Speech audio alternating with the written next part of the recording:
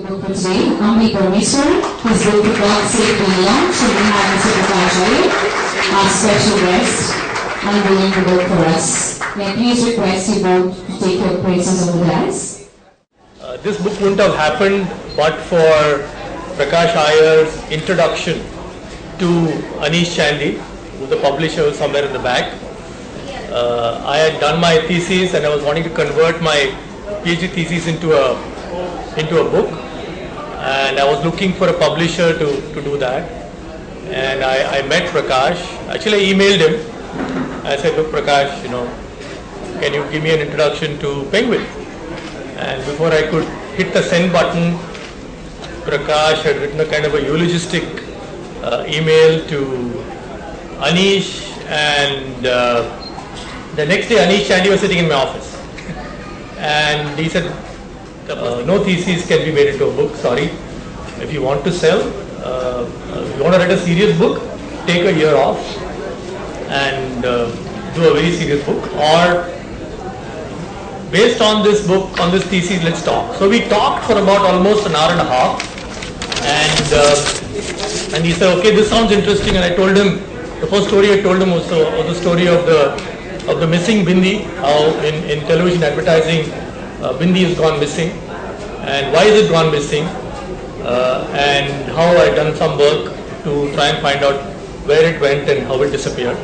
Anish said, yeah, this sounds interesting, so why don't you write 2 chapters and send it to me, and I'll play it with the team and come back. And then finally I got it right, and then he said, fine, let's go ahead. And he said, what's the name? So I had a name which he said was not good, and he had rejected 3 names I suggested. So I was talking to Nitya and son Aditya. We were in San Francisco, and so I said, I need a name. So Nitya said, what about ForGod'sSake? So I said, that sounds interesting. So I noted down my little booklet which I carry. I said, ForGod'sSake is an interesting title. And interestingly, we were at that time crossing the road in the Mission District of San Francisco.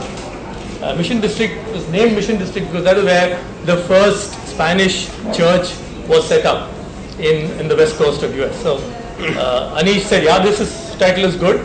And then and then I started writing, and I kept every story. There are a lot of stories there. Most of them are based on real facts. Some of you in this audience are featured in the book. Some names I masked because I didn't want them to come and hit me. Most of the stuff, 90% of the stories there are true. So I'm happy that we're doing this formal launch. The book has been available. Excerpt has appeared in many papers. I've heard some good reports from people who read it. So I'm grateful that all of you are here. God bless all of you.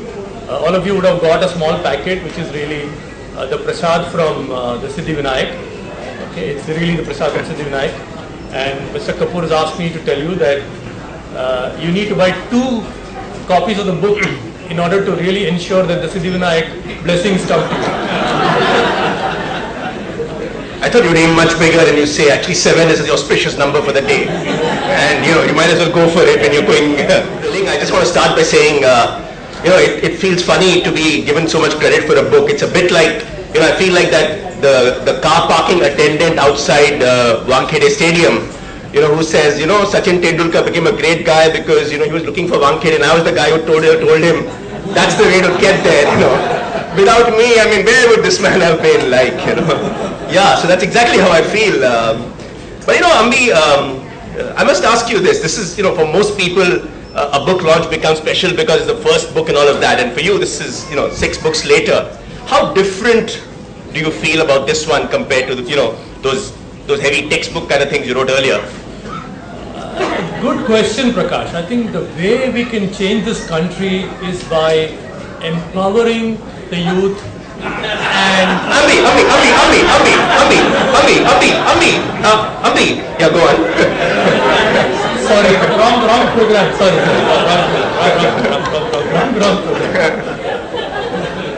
wrong program. I've written other books. Those are all largely serious kind of books, which are case studies and stuff like that. So this is really the first time I've written a book which like I said, when someone takes it home, the lady of the house grabs it and says, I want to read it. Nitin Karkare, my colleague, took it home, and his mom, who's 78, right? She grabbed it and said, this looks interesting. And she's been reading it, and Yeah, but interesting. No shades of grey on this one, but you still think women read a lot of it? Yellow, my friend. Yellow marks as well as grey. But that brings us to a more serious question, and something that Ambi addresses in this book. Are women generally more religious in India than perhaps men are? Well, again, I'm tempted to talk about women empowerment and all that, but I will resist. Okay, there is a myth that women in India pray a lot more than men. Okay, but in reality, when you look at data, research data, men and women almost pray. They pray to similar extent. They go to temples around the same number of times. They pray the same number of times. But unfortunately, in our country, the status of women is not as good as. And now I'm talking seriously. I'm not talking for a television channel, please. So. And if you go back in how women have been treated in this country, and I think I've written about it here, is that I think during the Vedic time, which is probably 2000 BC, women were allowed to learn the Vedas, they were allowed to perform pujas. Right? But it was around 500 BC that Manu wrote his book, Manu Smriti, which is Laws of Manu. That's when he kind of forbid women from studying. Forbid women from learning. So they became illiterate, and they were supposed to be vehicles of procreation. And so, in a sense, I think women of India have not come out of that as yet. They are still fighting for getting equal rights. So women in India do pray a little bit more, but not substantially more. They should be praying a lot more. And I think we need to blame Manu for a lot of the problems which women of India have suffered. So, Ambi, why don't you tell us, simple one, I want you to flash back to the day when you're shooting that Santoor commercial, and you've got that young lady, and you talked about the bindi and the role of the bindi. So why don't you try and tell us a little bit more about how you see the bindi and what it's actually been doing in India, as it were.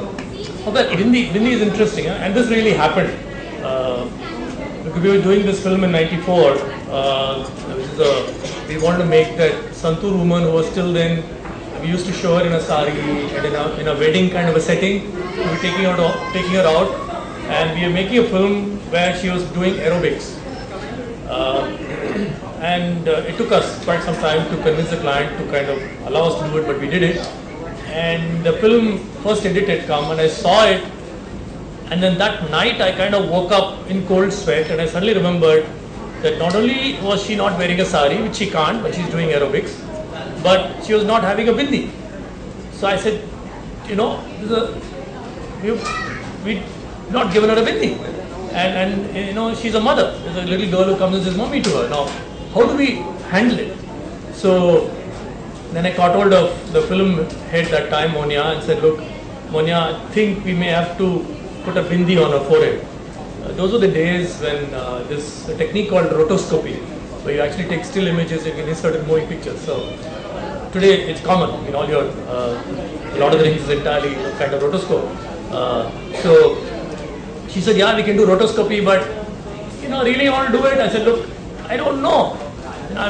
Then we talked to a lot of people around, and people said, look, she's doing aerobics, it doesn't really matter whether she has a bindi or not.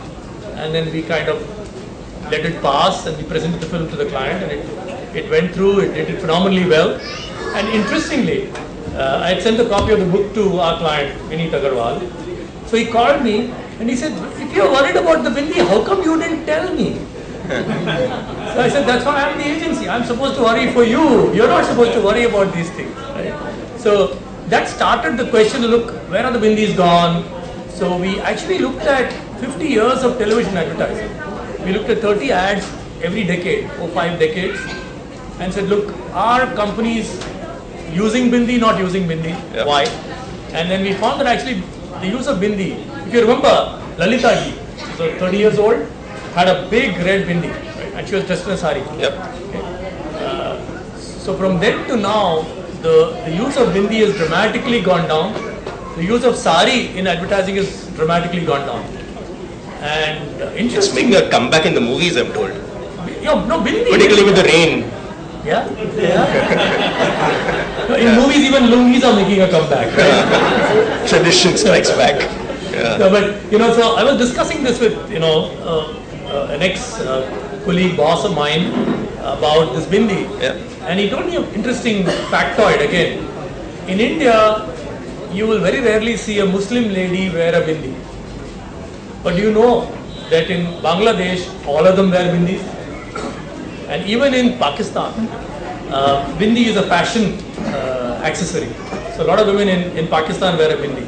So this bindi thing was interesting, and that I think is one of the chapters. Yeah. So there's something else that kind of strikes me, and I think Ambi has a lot of examples of how people do things which would suggest that there's an element of religion playing out in their decision making. So Ambi, I was curious, how much of our behavior is linked to religion versus, let's say, superstition, or this general belief in luck? This bit about I went to the temple and then I got admission one day, and therefore now before everything big I go back to the temple. So it's not so much because I believe in necessarily the power of the Lord as much as in the ritual. I did something which struck, which was lucky, and I'm going to repeat that. Is that something you find in your research and in the work you've done? Well, this is an old fundamental question which was raised by Pascal, which is known as Pascal's wager. I've written about it. It says that should you live your life as a non-believer or should you live your life as a believer? Okay. And you can have two outcomes. You die and you find there is no God, right? Then you're okay. Or you die and you find there is God. Okay. Then you regret it. Shit, I should have lived a clean life. So I think most Indians are not willing to take the Pascal's wager. All of us are betting it safe, saying, look, you believe as if there is going to be God, and therefore you kind of live a life in a particular way. Now, this is not the forum, but I don't know enough about real theology and spiritualism, etc., etc., etc. But the fact remains that in the late 20th century, there was a school of thought in Europe which said that religion and God belief will die. Max Weber said that, Nietzsche said that, and Karl Marx said that. And they said that with scientific thinking, that we've discovered gravity, we've discovered light, we've discovered electricity, and we've kind of answered all the big questions. So why should anyone still worship God? Why should anyone still believe, in religious rituals and things like that? So they actually postulated that religion will go away. It's not going to go away. Yeah. It's going to completely go away. So, I was talking at a forum last month, and I was sharing this with a Swamiji, interesting chap. So he said, look, apparently someone heard Nietzsche speak in Germany, and he went and wrote on a wall, God is dead, Nietzsche. Okay? And apparently a few years later Nietzsche died. So someone went and wrote under that, Nietzsche is dead, God. Right? So God, this whole thing about, do we believe in God because it's just luck, it's a Pascal's wager, we don't want to take it, right? Or is it that we really think there is, I would like to err the other side. I think there is something we believe, something good about it, and that's why we do believe, in God. And you talked about the fact that people think it's good luck. Do you know there is a temple in Hyderabad, outside Hyderabad? It's called the Visa Balaji. Okay. Apparently, if you go and pray in that temple, your chance of getting a US visa is high. Now, if you pay 1,001, actually chances get better, I'm told. Yes. You do that visa puja, it improves. But the fact is, if you're a young man, 22 years old, you've just done your engineering, and then you're going to be sent to America, and you're going to appear for a visa interview, will you really take a chance not to go to Visa Balaji? So I have a question for you, Ambi. I've often, I guess in the corporate world and in life, we all try and say, you've got to take it in your own hands. If it is to be, it's up to me. don't blame it on someone else. So I sometimes worry, do you think there's a danger that this entire area of linking it to God and religion can be somewhat, I won't use the word regressive, but is there a fear that people will start saying, what do I do? Instead of studying another hour for the exam, let me go and spend an hour in the queue at the temple, because that guy might actually make it for me while I may not be able to make it. So is there a danger of us blaming it on that poor man who's busy anyways these days? Yeah. No, I don't have an answer for that. But what was it? This guy went and complained to God that you didn't make me pass. The God said, at least you should open the book. You didn't even open the book. Come on, open the book. So so I think it's complicated. The answer, should you really study and not waste time standing in the queue? And at that time you could have actually studied 2 more chapters. I don't know, but I think we as Indians do see religion in many different shades, and that's what is interesting about the whole subject. So let's have a quick show of hands. How many of you over here have bought a house in the recent past and looked at Vastu before making that decision? Show of hands, please. Okay, how many of you are honest for the day? Come on. Okay. So, good point. So I think Ambi has an interesting take on this entire area of Vastu and how that might actually work and how, Yeah, in fact, Vastu is actually an old, kind of Hindu science of building temples, right? And then from temples you go to houses, right? According to the Vastu science, the center of the house has to be open to the sky, right? So if all of you live in apartments, the middle is not open to the sky, you need to make a hole. But the truth is today, a lot of us use some Vastu consultant and who kind of gives you some basic stuff on, kitchen should be here and bedroom should be there and the grain should be stored in this place, and then we think it's Vastu compliant. But in fact, Vastu is again a bit like the Visa Balaji, right? So all of us are, in a sense, Visa Balaji worshippers. Or the Pascal wager again. Yeah, exactly. So again, we don't want to take a chance. And can you imagine, millions of flats are sold in this country without any Vastu compliance certificate. Right? Vastu has become popular just now, just about 10 years. But that's something else that's interesting, and one would have thought that religion is what your grandfather and or that generation took very seriously, and many of us went to school and college and didn't really get too much into religion. But from what I understand from your book, in a sense, religion is actually making a comeback, and you talk about, let's say, religious tourism as an example to say that maybe there's more of it happening today than perhaps ever before. That tilt happened with Ramayana and then Mahabharata and then kind of the whole. And today we are seeing a lot more of religion around us than we would have seen in the last 10-15 years. You go to any airport, I'm amazed that every single state tourism board advertising temples, right? And I didn't know that in Karnataka there is some called Belligade, which is supposed to be a Buddhist, monument. So every, so if you take tourism, it's 40-50% is religious tourism. You look at our festivals, we are kind of unearthing new festivals. There's Akshay Tritiya, which is an unknown festival, has suddenly become very big, and you're being told you should buy a car because Akshay Tritiya, you should buy gold coin because Akshay Tritiya. And my mom told me Akshay Tritiya is the day of giving. That's the day Krishna actually extended his helping hand to Draupadi when her sari was being pulled off. So that's a day of giving, whereas you converted technically a day of giving into a day of buying. It's consumption meets religiosity. And there are lots of very interesting little snippets in this book. And for instance, I didn't know, we always knew that India got freedom at midnight, and there's that famous, Nehru speech about when the world sleeps, India shall awake. So how many of you know why is it that you had to actually have a speech with 15 minutes to go to midnight for a country to become free? Why did they do it? Do you know? Ambi apparently tells me, and I'm guessing it's true, that 15th August 1947 was not an auspicious day.